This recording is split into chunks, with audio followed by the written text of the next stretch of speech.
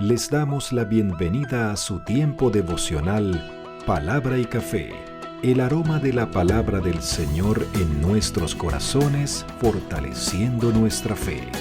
Con el pastor Richard Rodríguez. Por R12 Radio, más que radio, una voz que edifica tu vida. Bienvenidos. Para hoy, mis amados, para hoy en Palabra y Café dice de la siguiente manera: Señor, que mi oración sea ferviente delante de ti. En nuestra ya casi concluyente, terminando nuestra temporada, clama a mí y yo te responderé. Vamos ya hacia el final de la Biblia, por supuesto. Nos quedan muy poquitos, es decir, el libro de Santiago prácticamente, y saltamos al Apocalipsis y terminamos. Estamos en el libro de Santiago ya para analizar esta propuesta de oración que tenemos tan especial para hoy. Y yo creería que el miércoles estaríamos ya terminando nuestra temporada Clama a mí y yo te responderé, después de varios meses que el Señor ha hablado a nuestro corazón, y siempre buscando la motivación de orar, de incrementar, de fortalecer nuestra vida de oración. Esta actividad de piedad, esta disciplina espiritual es número uno. Es decir, cuando los rollos y los pergaminos eran una posesión privilegiada, cuando el acceso a la palabra escrita era un acceso para muy pocos, privilegiados, muy poquitos. El pueblo en su gran mayoría no tenía acceso a los escritos, a los rollos, a los pergaminos. Tampoco tenían acceso a los lugares santos, al templo o al tabernáculo de reuniones, o a la tienda cuando estaba en Silo. En los diferentes lugares, la oración, la búsqueda del Señor en meditación y en oración, y memorizando la palabra y repitiéndola de memoria y estando en oración, la oración era la disciplina espiritual por excelencia. No acceso al lugar sagrado, no acceso a la palabra o a los rollos, a los manuscritos, no acceso a la sinagoga, no acceso al templo. Y bueno, lo que se podía oír y aprender de memoria se repetía, llevándolo en la mente y en el corazón, pero seguía siendo la oración la disciplina espiritual número uno. Era una conexión, o es todavía, obviamente, una conexión directa con el Padre. Es conversar directamente con el que generó el libro, con el que dio la idea o dio la posibilidad del templo o de la sinagoga. Es ir directamente al Padre en oración y, como lo hemos dicho, tener una conversación con el ser más poderoso de todo el universo, que está por encima del universo mismo, y esto es algo extraordinario. Así que no menospreciemos la oración, que no caiga en saco roto la idea de fortalecer nuestra vida de oración, porque definitivamente no viene de ahora y es la conexión directa. Es la conexión directa con nuestro Padre Celestial. Nuestro mismo Señor Jesucristo invertía gran tiempo y era prioridad para él a nivel personal buscar a su Padre en oración. Lo hemos dicho y venga, un café por eso, sí señor.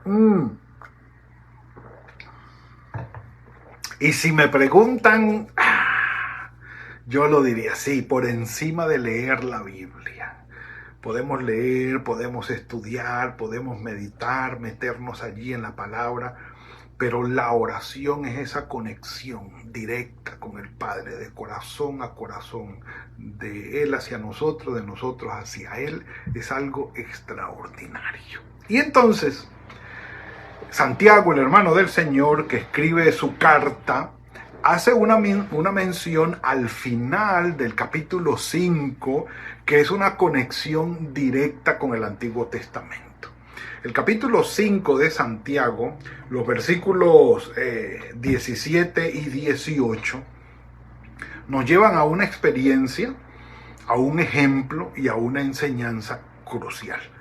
El personaje, Elías, la circunstancia, ya la vamos a narrar rápidamente, pero la enseñanza tiene que ver con nosotros hoy definitivamente. Dice Santiago capítulo 5 versículos 17 y 18.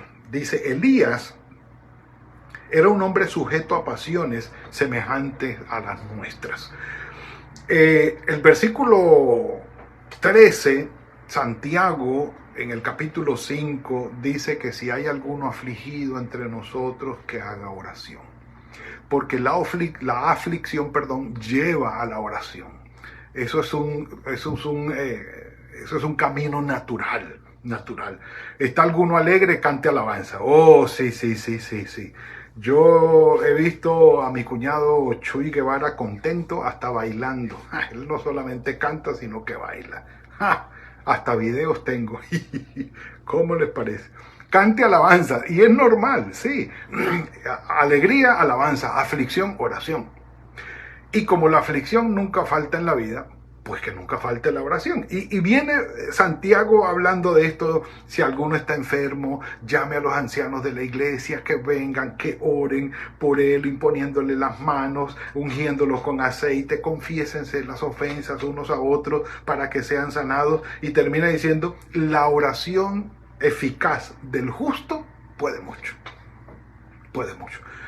La oración eficaz, es decir, la que es hecha puntualmente como debe ser, enfocada con todo el fervor y el asunto que ya vamos a explicar esto. Es decir, no es una oración monótona, cuadriculada, hecha de manera rutinaria, sin sentido ni significado. Estamos hablando de una oración eficaz, es decir, que sirve para lo que se usa, que cumple el propósito por el cual es puesta en ejercicio. Vamos a orar, bueno. Vamos a buscar del Señor, bueno. Vamos a enfocarnos en Él y en su palabra, bueno. Vamos a buscar de Él porque necesitamos que el Señor intervenga aquí, que nos muestre su sabiduría, su voluntad, su camino. Bueno, vamos a enfocarnos en eso. No hay distracciones, que aquí a la carrera vamos orando y vamos saliendo, oraciones de 10 segundos, tal vez de 15 si se demoran mucho, un minuto y parece que es una eternidad. No, estamos hablando de la oración eficaz, de una oración que está concentrada y enfocada.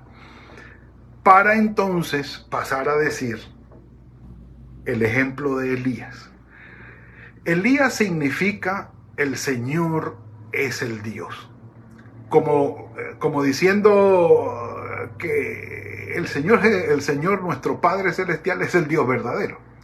¿Y a qué venía ese nombre? Pues estamos hablando de la primera mitad del siglo IX, ¿sí? Estamos hablando de los años 874, en especial el 856 o 65, para hablar de la actividad profética de Elías. El rey era Acab, en el norte, en las 10 tribus de Israel. Allí estaba gobernando él. Una sociedad, ¿cómo lo diríamos? Llena de idolatría. Por usar el término ¿cómo sería eso?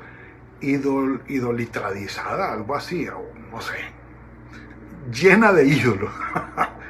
No pude decirlo. Pero estaban absolutamente sumidos en la idolatría y el ídolo principal era Baal. Baal era el dios de la fertilidad. Era el que hacía, a la creencia de ellos, de los cananeos, era el que hacía llover, era el dios que estaba bajo el control de los fenómenos meteorológicos, producía la lluvia, cuando no quería pues había sequía. El dios Baal era el que hacía que la tierra produjera el fruto, que las mujeres quedaran embarazadas o que los hombres fueran fértiles también. Entonces lo que era la fertilidad, la fructificación de los seres humanos, de la tierra, de las cosechas y de los animales, háganme el favor, lo tenía Baal bajo su control.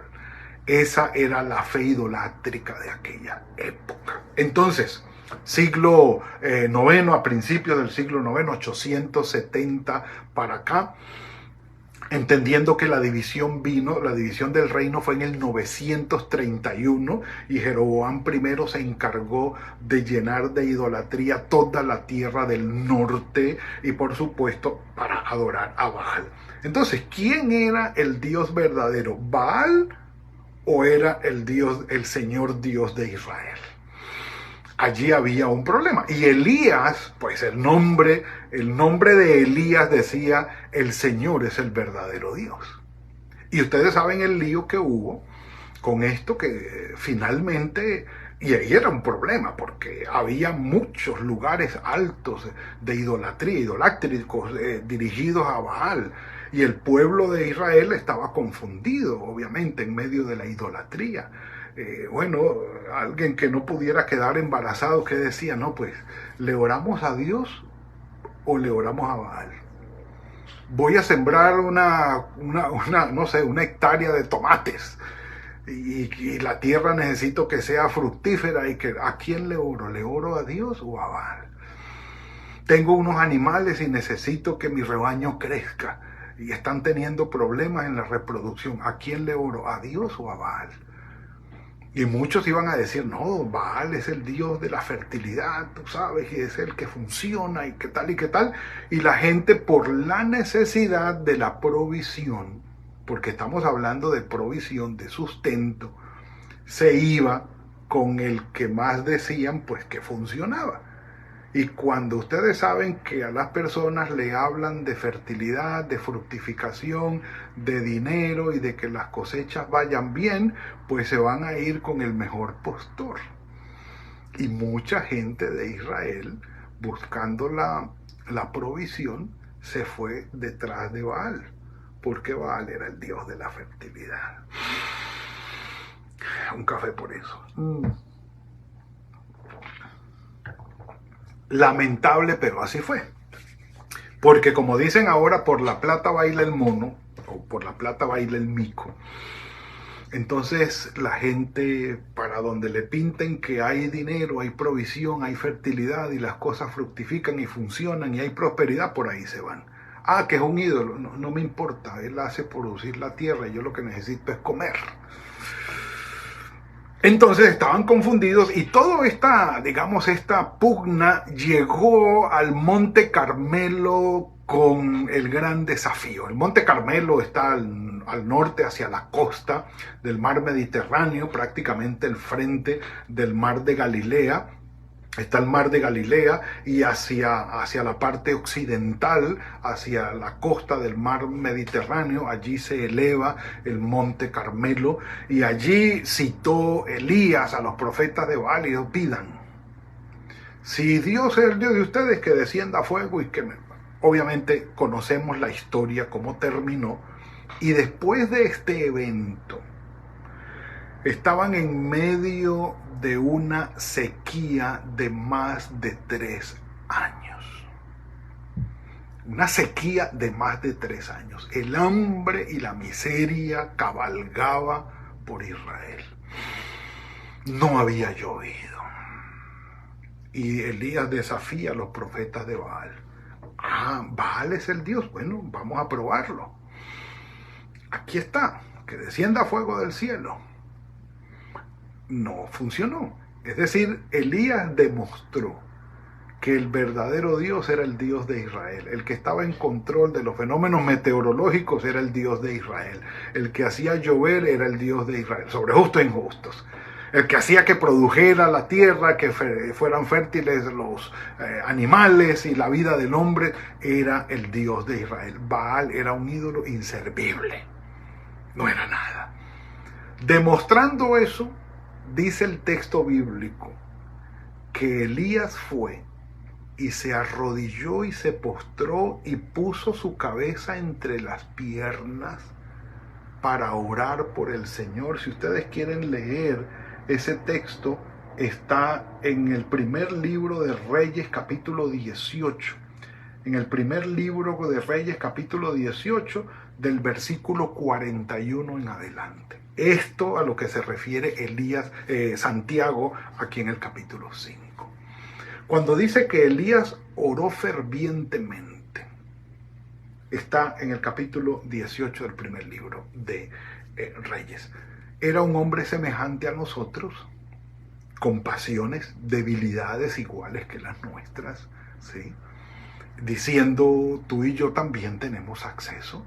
Nuestras debilidades no son una excusa para no ir en oración ante el Señor.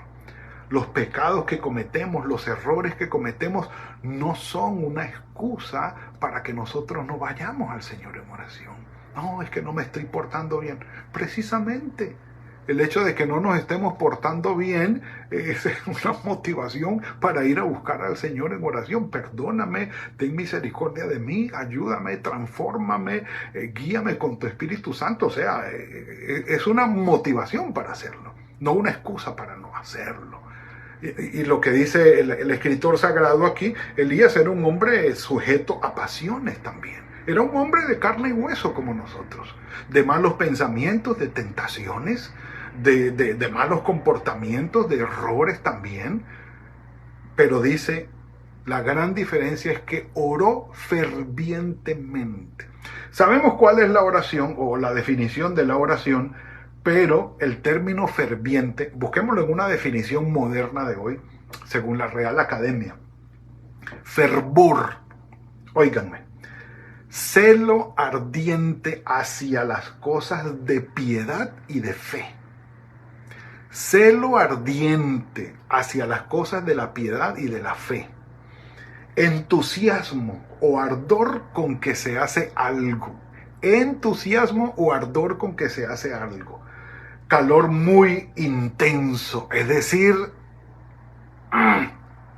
por no decir una palabra, un café por eso. O sea, fervor es ganas, entusiasmo, motivación, que salga de las entrañas el gozo, el anhelo, las ganas, la búsqueda con que se está haciendo, que se le note coraje al asunto, no sé, el valentía, esfuerzo. Vamos a orar, vamos a concentrarnos, vamos a hacer esto, vamos a comunicarnos con Dios, con el ser más poderoso que existe. Entonces vamos a ponerle ganas, vamos a ponerle sentido, enfoque al asunto. Ojo, mira con lo que estamos haciendo, y tenemos que saber que somos conscientes de lo que estamos haciendo, que es la oración. Ahora, la circunstancia de Elías, obviamente que lo llevó a orar con fervor. ¿Cómo no? Y el fervor, dicen, va a depender del nivel de sufrimiento que tenga el orante. Si no hay ningún sufrimiento, todo está bien, la cosa no... Vamos a orar. Pues sí, oremos, ¿no? Oremos a ver. ¿Cómo por qué? Ok. Todo está bien. Pero cuando el asunto está color de hormiga, o cuando decimos cuando el rancho está ardiendo, ya la cosa es diferente. Lamentablemente así es.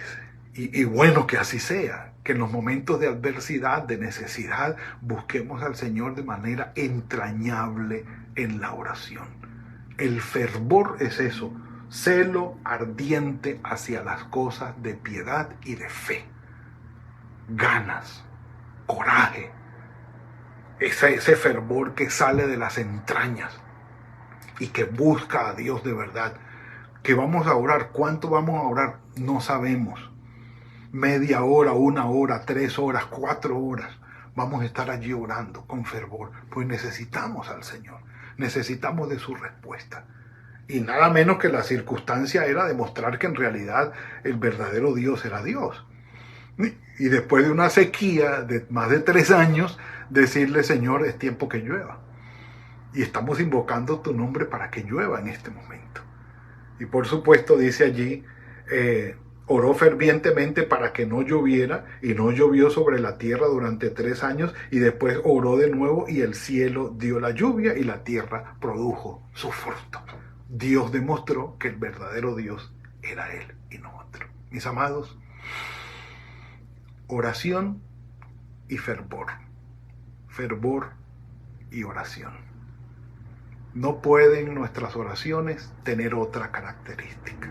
Con ganas, con sentimiento, con fervor, con coraje, esas ganas de buscar realmente al Señor. Que nuestras oraciones sean significativas, eficaces, fervientes delante del Señor, y que dejemos ya de tener oraciones flacas, sin sentido, sin propósito, monótonas o como por no dejar, o desenfocadas. Concentrémonos en el Señor, oremos fervientemente, que nuestras debilidades y pecados no sean la excusa, sino más bien la motivación para buscar del Señor, y que el Señor responda al nivel Elías, si lo buscamos al nivel Elías. Confiamos en esto. Padre, gracias por lo que nos has entregado hoy. Perdónanos, Señor, si nuestras oraciones han sido muy light, muy livianas, sin propósito, Señor, y a veces monótonas, interrumpidas por pensamientos y ocupaciones que tenemos que hacer y que nos desvían, Señor, del propósito. Perdónanos, Padre. Ayúdanos a buscar dentro de nosotros ese fervor, esas ganas, esa motivación fuerte para buscarte a ti en oración de manera entrañable y significativa. Ayúdanos, Señor. Sabemos que podemos, porque Elías era un hombre sujeto a pasiones también como nosotros, y oró fervientemente y tuvo respuesta tuya. Que de nuestra parte podamos cumplir con esto, Señor. Que del resto te encargarás tú. Bendito sea tu nombre. Guárdanos y guíanos en el resto de este día, y que la gloria sea para ti. En el nombre de tu Hijo Jesucristo. Amén y amén. Bueno, mis amados, hemos llegado al final. Tiempo faltaría, pero bueno, bendito sea el Señor. Mañana no tenemos palabra y café, recuérdenlo. No, mañana no tenemos. El miércoles continuamos, ¿sí? Muy bien. Que tengan una muy feliz semana, fructífera semana. Que el día de hoy el Señor los bendiga, los guarde, que haga fructífero el trabajo de sus manos. Y nos veremos el miércoles, si el Señor lo permite, en otro tiempo de palabra y café. Que el Señor los guarde. Gracias por compartir con nosotros este espacio de Palabra y Café. Hasta una próxima oportunidad por R12 Radio. Más que radio, una voz que edifica tu vida. Que Dios les bendiga.